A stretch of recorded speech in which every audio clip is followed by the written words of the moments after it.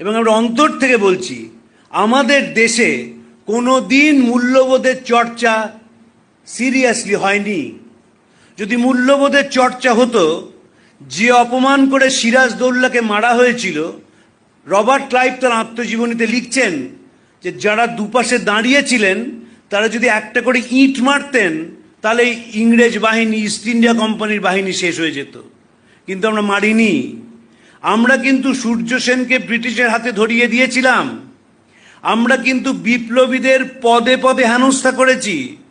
আমরাই কিন্তু রবীন্দ্রনাথ এবং বিবেকানন্দকে, তারা যখন বেঁচে ছিলেন, নানাভাবে অপমান করেছি। একজনকে বলা হতো বিবেকানন্দ নন, উনি তো বিবিকা আনন্দ। আমরাই বলেছি, কিন্তু আমরাই কিন্তু তার দেহ চলে যাওয়ার পর লিখেছি খবরের কাগজে, দ্য মিট ইটিং স্বামী of Belur Math is dead. রবীন্দ্রনাথকে বাধ্য করেছি লিখতে, এই মণিহার আমায় নাহি সাজে। ফলে আমাদের দেশে কোনোদিন মূল্যবোধ ছিল না। স্বামীজির কথা, আমাদের শাস্ত্রে মহাসাম্য, কাজে মহাভেদ বুদ্ধি। এখানে তো এত মানুষ উপস্থিত আছেন, আপনারা হাত তুলে বলুন তো, কাদের বাবা মা তাদের হাতে স্বামীজির বই তুলে দিয়েছিলেন এবং সবাই মিলে একসঙ্গে পড়েছিলেন? 1902 সালে স্বামীজি চলে যান। 1907 সালে প্রথম কমপ্লিট ওয়ার্কসের খণ্ডটি বেরোয়। কজনের বাবা মা তাদের সন্তানকে স্বামীজির বই হাতে তুলে দিয়ে বলেছিলেন যে এটা চলো আমরা একসঙ্গে পড়ি? পড়া যেত তো, পড়া হলো না।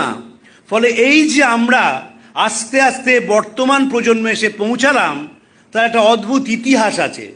90 সাল থেকে আমাদের দেশে উদারীকরণ শুরু হলো। যেই উদারীকরণ শুরু হলো, আমরা নির্লজ্জভাবে ভোগবাদী হয়ে গেলাম। বুকের যে মোবাইল রাখা হয়, সেখানে যদি খাওয়া আপেল না থাকে, আমাদের জাত ওঠে না। আমরা যতই ভক্তের ভান করি না কেন, নিজেরা ভোগে ডুবে আছি। এবং এইখান থেকেই বিবেকানন্দকে শুরু করতে হবে। শিষ্য শরৎচন্দ্র চক্রবর্তী বহু মানুষের মতো স্বামীজিকে জিজ্ঞেস করেছিলেন, আপনি এদেশে কিছু বলেন না কেন? বাস্তবিক কলম্বো থেকে আলমোড়া এই বক্তৃতার পর তো এদেশে কিছুই বললেন না স্বামীজি। দ্বিতীয়বার বিদেশে ফেরার পরে আর কোনো বক্তৃতাই নেই। শেষ বক্তৃতা শিলংয়ে, সেটাও পাওয়া যায় না। কেন বললেন না? স্বামীজি তার নিজে ব্যাখ্যা দিয়েছিলেন, তোদের দেহে বল নেই, মস্তিষ্কে বুদ্ধি নেই, আগে ভোগ করতে শেখ, তবে বুঝতে পারবি। যে কত বড় কথা ভাবা যায় না। আমরা ভোগ করতে শিখেছি, এখন বিবেকানন্দকে প্রয়োজন। আমাদের ভারতীয় দর্শনে দুটি কথা আছে, কাল এবং ক্ষণ। কাল হচ্ছে টাইম, আর ক্ষণ হচ্ছে মোমেন্ট। ভারতীয় দর্শনে দুটির ওপর অদ্ভুতভাবে জোর দিয়েছে, এবং ক্ষণ আমাদের খুব প্রয়োজনীয় একটি ব্যাপার। বিবেকানন্দ চর্চার এই হচ্ছে যথার্থ সময়। তার কারণ ভারতবর্ষে 90 সালের পর থেকে আমূল পরিবর্তন হয়ে গেছে। ভোগের এমন কোনো জিনিস নেই যেটা আমাদের দেশে নেই। যে কোনো পৃথিবীর যা কিনতে চান, যদি পকেটে পয়সা থাকে, জুতো বলুন, জামা বলুন, আমাদের কোনো অভাব নেই। শুধু আমরা যেহেতু কোনো দিন মূল্যবোধের চর্চা করিনি, তাই আমাদের হৃদয়টা কিছু নেই, একেবারে শূন্যে গিয়ে পৌঁছচ্ছে। এবং কাদের পৌঁছচ্ছে? যারা ক্রিমি লেয়ার, যারা ভালো স্কুল কলেজে পড়াশোনা করেছে, অনেক নম্বর পেয়েছে, বড় চাকরি করছে, তাদের মধ্যে মূল্যবোধের অবক্ষয় সবচেয়ে বেশি। কিছুদিন আগে আমি কলকাতা পুলিশের ডেপুটি কমিশনার ট্রাফিকের কাছ থেকে একটা স্ট্যাটিস্টিক্স নিচ্ছিলাম যে আমাদের রাত্রিরে তো ট্রাফিক ফ্লাউট করা হয় যখন পুলিশ থাকে না, আর তখন সিগন্যাল ভাঙে। অবাক হয়ে দেখলাম, সে সিগন্যাল যে ভাঙে, সেটা কিন্তু ওলা উবের ভাঙে না, ভাঙে হচ্ছে owner driven private cars. BMW, Porsche, Skoda, Mercedes, তারা রাত্রির বেলায় অনায়াসে অবলীলাক্রমে তারা ট্রাফিক ফ্লাউট করে চলে যায়। হাইওয়েতে যত বড় বড় অ্যাক্সিডেন্ট হচ্ছে, গাড়ি একেবারে শেষ হয়ে যাচ্ছে, মানুষ মারা যাচ্ছে, সব কিন্তু 40 লাখ টাকার ওপরের গাড়ি। এই যে আমাদের দেশের ওপরের শ্রেণীটা মূল্যবোধহীন, সেটা তলায়ও চলে আসছে। আমার ব্যক্তিগত অভিজ্ঞতা, আমি পশ্চিমবঙ্গের 341টা ব্লকের সব কটা ব্লকে গেছি, 55,000 গ্রামের 47,000 গ্রামে গেছি আমার চাকরির সুবাদে গত 3 দশক ধরে। আমি দেখেছি যারা সাধারণ মানুষ, তাদের মধ্যে তাও মূল্যবোধ আছে।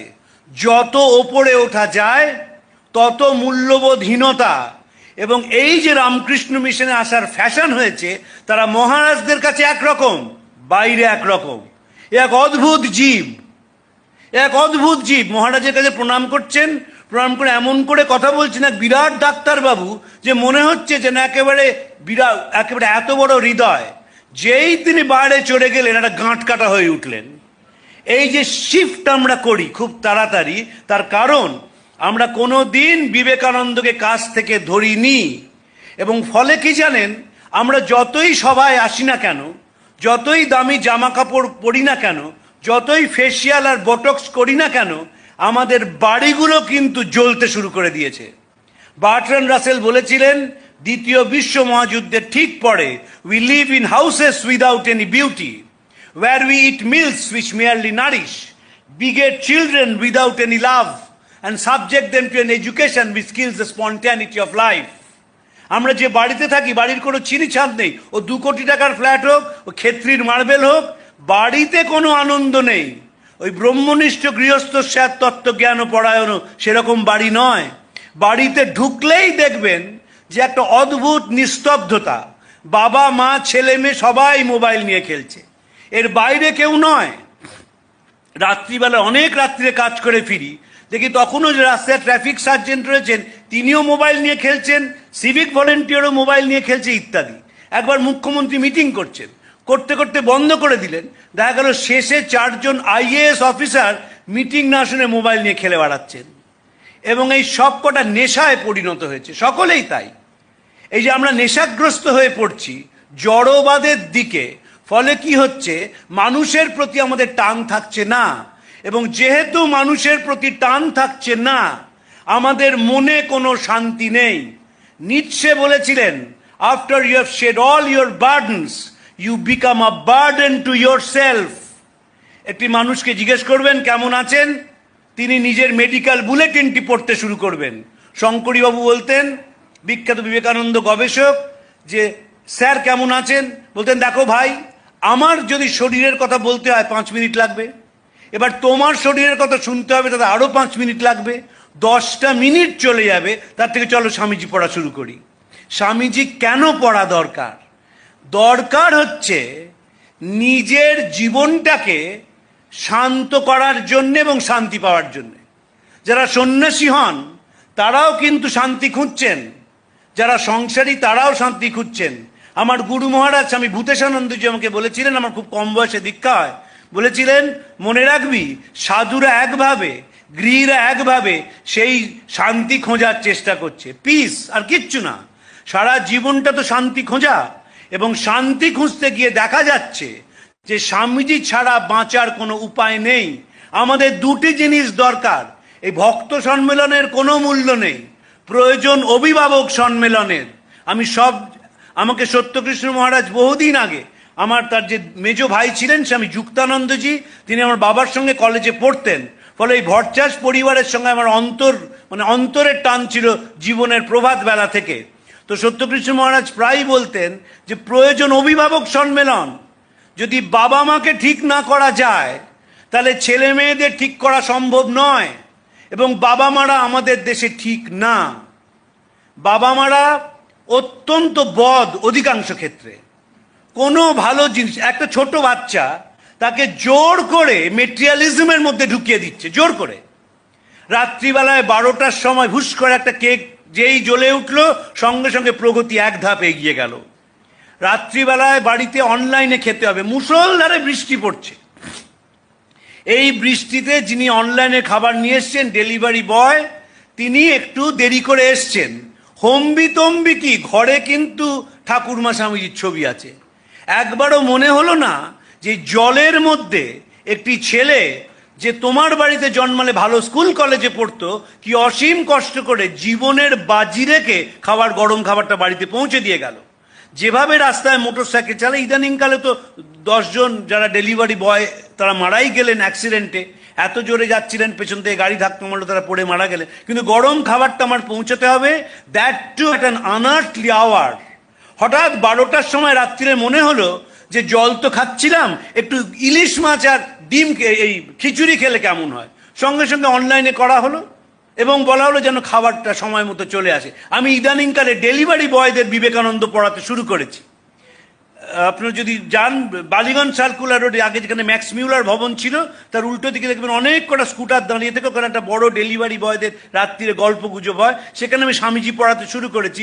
এবং বুঝতেই পারছেন স্বামীজিদের পড়ানো কঠিন, তাই স্বামীজির ছবি দিয়ে পড়াতে শুরু করেছি। আমি নিয়ম করে সপ্তাহে একদিন অফিস থেকে ওখানে যাই, এবং এদের মধ্যে পরিবর্তন যদি না আসে তাহলে সমাজের একটা বড় দিক, আমাদের তো কোনো অনুভূতি নেই কাদের প্রতি। একজন মানুষকে আমি দেখেছি আমার গোটা জীবনে এ পর্যন্ত, তিনি 2 প্যাকেট খাবার অর্ডার করেন। তিনি বিদেশে থাকেন, প্রত্যেক বছর এদেশে আসেন এবং আবার বিদেশে চলে যান। 2 প্যাকেট অর্ডার করেন, একটি নিজের জন্য, একটি ডেলিভারি বয়টির জন্য। আমাদের নেই কারোর প্রতি দরদ। অথচ আমরা ভালো স্কুল কলেজে পড়ি, ভালো স্কুল কলেজে পড়াশোনা করেছি, কিন্তু যেই মূল্যবোধের প্রশ্ন আসে আমরা শূন্য। মনে রাখতে হবে, হৃদয়হীনতা যদি আমরা পাল্টাতে না পারি, আমাদের কিন্তু বিপদ কেউ ঠেকাতে পারবে না। আর কয়েক বছর পরেই বাড়িগুলো জ্বলতে শুরু করবে, কারণ বিশ্বাসহীনতা বাড়ির মধ্যে ঢুকে পড়ে গেছে। ওই একটা ছাদের তলায় আমরা থাকি, স্বামী স্ত্রী ছেলে মেয়ে একসঙ্গে যে আছি, ভাবার কোনো কারণ নেই একের সঙ্গে অপরের অন্তরের যোগ আছে। এক ছাদের তলায় থাকি এইমাত্র। পাল্টাতে হবে এটা। এবং স্বামীজি বারবার বিশ্বাস করেছেন, বলেছেন আমাদের অতীত ছিল গৌরবের, ভবিষ্যৎ আরো গৌরবের হবে। আমাদের দেশে এখনকার ছেলে মেয়েদের ওপর আমার অগাধ বিশ্বাস, অগাধ বিশ্বাস। কারণ তাদের একটা ট্রুথফুলনেস আছে, তারা নিজেদের কাছে নিজেরা বড় বেশি পরিষ্কার। যখন কলকাতা শহরে করোনা এলো দেশময় এবং কলকাতায় অ্যাফেক্টেড হলো, তখন পথ কুকুরদের প্রতি যা টান দেখেছি এখনকার ছেলে মেয়েদের, অতীতে কখনো ছিল না। আমি দক্ষিণ কলকাতায় থাকি, আমার নিজেরও পোষ্য আছে।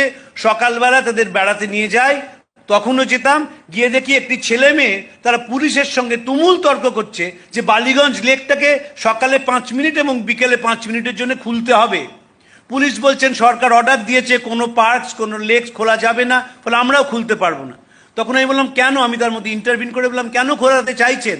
বললেন এই লেকের মধ্যে 2টি কুকুর আছে যারা কিডনির অসুখে ভোগে, এবং তাদের যদি সকাল বিকেল ওষুধ দেওয়া না হয় তাহলে তারা মারা যাবে। অতএব আমাদের 5 মিনিট এবং 5 মিনিট, সকালে 5 মিনিট বিকেলে 5 মিনিট খুলতে দিতেই হবে। এই বোধ আজ থেকে 40 বছর আগে ছিল না।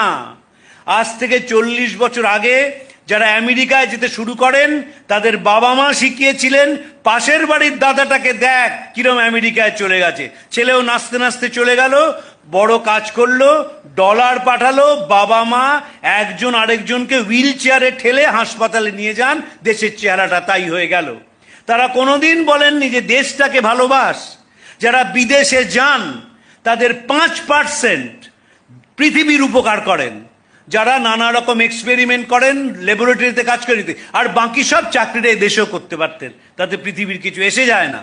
কিছু ডলার উপার্জন করেন ওদেশে, এবং এদেশে এসে এমন একটা ভাব করেন যেন তাদের বিশেষ খাতিরের প্রয়োজন রয়েছে, যেহেতু অন্য একটা দেশে চাকরি করেন মাত্র, আর কিছু মানবতার কোনো কাজ করেন না। এ বিবেকানন্দ নয় যে ভারতবর্ষের দর্শনকে, ভারতবর্ষের মানুষকে, ভারতবর্ষের ইতিহাসকে প্রচার করে দিচ্ছেন। যারা দেখবেন রুথ হ্যারিসের বই গুরু টু দ্য ওয়ার্ল্ড পড়েছেন, তাদের 80% বিদেশি। মনে রাখতে হবে, স্বামী সর্বপ্রিয়ানন্দজি যখন হাঁটেন সেন্ট্রাল পার্কে, তার সঙ্গে রেজিস্ট্রেশন করতে হয়, এবং তিনি 1 ঘন্টা হাঁটেন, সাহেব মেমরা বেদান্ত শোনে, কারণ তারা বুঝেছে বেদান্ত জীবন পাল্টাতে পারে। আমার মাস্টারমশাই অরিন্দম চক্রবর্তী, তিনি তো থাকেন আমেরিকাতে, সেখানে বলছেন তরুণ তরুণীরা এসে কিভাবে বেদান্তের কথা শুনছে। এখানে একটু বেদান্তের কথা বলুন। স্বামীজি অসাধারণ কথা বলেছিলেন মহেন্দ্রনাথকে, লন্ডনে বিবেকানন্দে পড়বেন, যে দেশে যখন মানুষের জাগরণের কথা বললাম তখন সবাই হাসলো, তাই ভাবলাম স্বাধীন দেশে কথা বলি। বলেছিলেন এমন বেদান্ত বলে যাব যে এদেশের মানুষ মনে রাখবে, মনে রেখেছে, এবং দেখবেন ওরা ঝপঝপ করে পাল্টে যাবে। ওদের যা সামাজিক ত্রুটি, ওদের যা মানসিক ত্রুটি ঠিক পাল্টে নেবে। আমরা পাল্টাবো না, কারণ আমরা তো অনুকরণ প্রিয়তায় বিশ্বাস করি, আমরা তো পাল্টাতে চাই না। আমরা তো চেষ্টা করলেও বাড়ির একটা ছেলেকে বলতে